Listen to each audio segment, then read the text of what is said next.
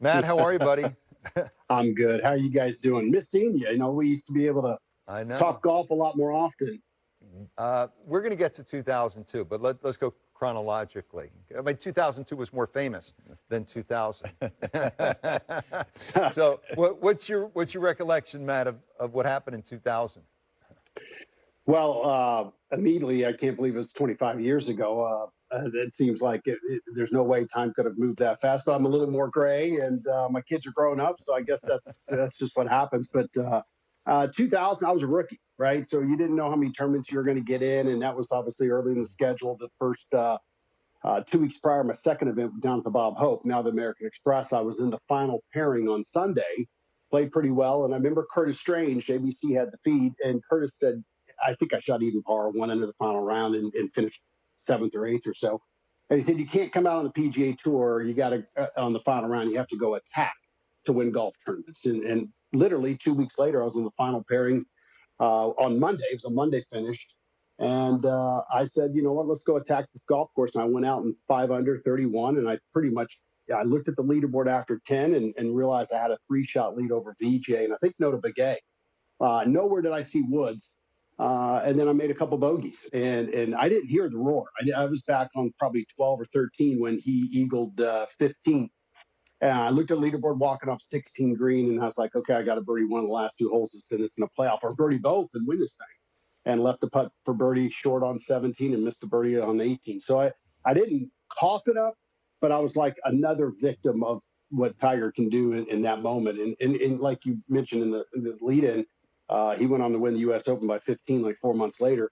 And that was 99. He'd already started winning after the rebuild of the swing, but it was 2000 that just started benchmarking everything. 2001, 2, 3, 4, 5 on. It was amazing to be kind of in that moment. You were in the grind trying to win that golf tournament, and I'm sure you were astonished looking up at the leaderboard and seeing the scores that he was putting up. But how soon after the tournament were you able to see the video of what Tiger Woods was doing on that back nine, and did you have a different reaction to it after you saw the video? Well, I saw him in the press room right after the tournament. I think I went first, being the runner-up. And I remember walking by him and I said, how in the hell did you reach 14 and 2? Because I thought he eagled 14. And it was a cool, Pebble morning, kind of like the last few days. And he said, no, I didn't eagle 14. I eagled 15. And I thought, I got to see this. And so, Brandel, to your point, I saw the video. I was like, oh, okay. And then 16, and he even mentioned he had a better shot on 16 than he did on 15. And that should have gone in. So, there's a long list of guys that Tiger took down. And I'm just, footnote in that deal, but it was pretty remarkable, the stuff he's doing. And I really haven't seen it, to be fair. I really haven't seen that style of golf until Scotty Scheffler. I mean, I've never seen someone hit irons so close, 5-iron, 6-iron, wedge. It's just remarkable. And I haven't seen anybody drive the golf ball as well as Tiger since Rory McIlroy. And you've been very much involved in the media in the game of golf. You've been talking about the game of golf. You were a phenomenal player in college and amateur golf.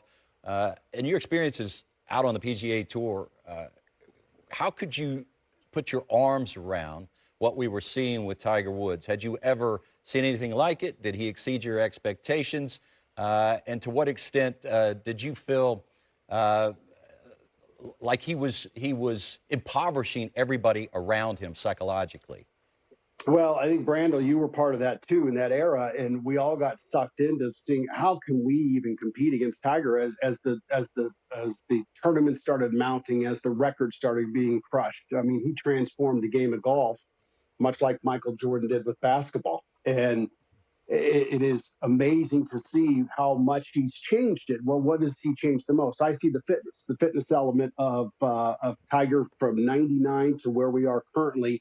Look at these guys. They're all fit, with an exception of a few, but that's just their style and their nature. But fitness was not an element of golf. I mean, some guys would jog or work out or do some things, but not to the magnitude where it is absolutely a component as much as important as your 5-iron or your putter or your sandwich or your driver. Matt, as we all get ready to watch what we think is going to be an exciting final round, I will take you back to 2002, try to marry it with what we may see today. You know it. What is the winning formula at Pebble Beach? I think the wind I think is supposed to be up again today, but it's not. I think it's maybe partly cloudy, sunny. I haven't checked out there, but I heard it was supposed to be nicer today. Pebble Beach, the golf course itself, is probably of any course we have on tour the one that has the most momentum shifts. The first 7 holes, you can go out and you can literally birdie all 7. I think Davis Love almost did that one year when he won, when he came from behind. 8 through 12, you hold on. 13 through 18, you're going to have birdie opportunities. And we've seen it over the last couple of days. And even the benign holes, you can fall asleep. The screens are so small that you can just start making just silly bogeys. Rory did it on, Friday, and then, finished off with an eagle to kind of salvage the round. Justin Thomas finished off with an eagle to salvage the round. But, and then Sepp yesterday, who's had a great year. And I mean, the trajectory on him is awesome to watch. He was floundering, right? And then he closed with 4 birdies in the last 5 holes. So you can just make up shots. You can play Pebble to where you can go through and just say, I'm not going to make a bogey all day and just try to lull it to death, or you try to attack when you can. But there are so many momentum shifts throughout that course, and it's going to be really interesting because there's some heavyweights at the top of the leaderboard, but it's going to be fun to see who comes out on top. You can hear the analyst in him. He's been in the box. He's been where we're sitting, and he's done it really well. You're back playing some golf now. We wish you the best, Matt, in 2025. It's nice to go down memory lane with you. Appreciate your time. Good to see you both.